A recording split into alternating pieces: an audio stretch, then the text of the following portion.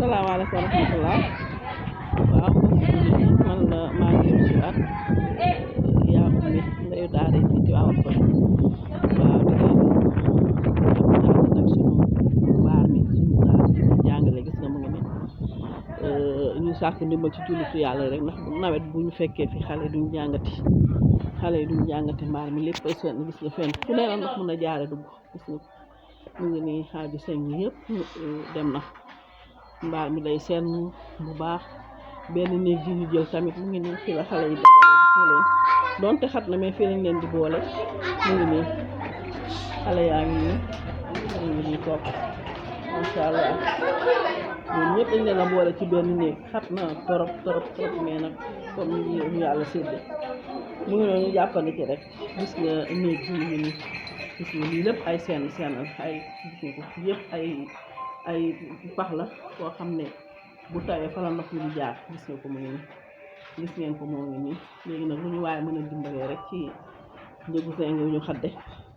donte ñu ngi jéem a takkale benn xalxa nii ci kaw ci kër gi defar nañ fa benn xalxa ba yàlla def na taxaw na waaye duñ ko xadde moo des lu ñu waaye mën a dimbalee nag ba ñu mën a xadd foofu ndax nawet bi xale yi am fu ñu jànge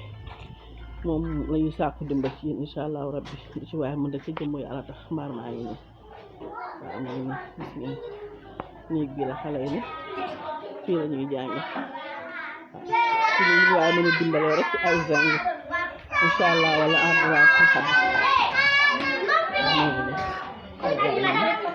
xajuñu ko sax mais gis nga fii lañ leen boole ñoom ñëpp ci biir classe bi ñu toog ndax fii dafa nekk mbedd te oto yeeg sareet yeeg voiture yi lu nekk fii jar scooter yi te bu ñu commencé génn ci mbaar mi toog nii xale yi duñ jàngati normal ndax romb dañ lay xool dootuñu tirer attention ci suñu leen di jàngal ñu ngi nii moo tax ñu dugal leen dajale leen ci néeg bi lu ñu yàlla mën a dimbalee nag lu ñu waaye mën a dimbalee ci suñu xalka bi ñu tabax ba ñu mën koo xadd rek